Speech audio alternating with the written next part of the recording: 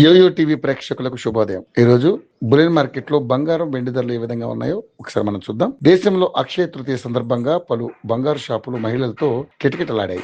భారతీయ సాంప్రదాయంలో బంగారానికి అత్యంత ప్రాధాన్యత ఇచ్చే మహిళలు బంగారాన్ని కొనుగోలు చేశారు. ఆదివారం నిలకడగా ఉన్న బంగారం ధరలు ఏప్రిల్ 20వ తేదీన సోమవారం అతి స్వల్పంగా తగ్గింది. అంటే తులం బంగారంపై కేవలం ₹10 మాత్రమే దిగి రావడం మహిళలను నిరుత్సాహపరిచింది.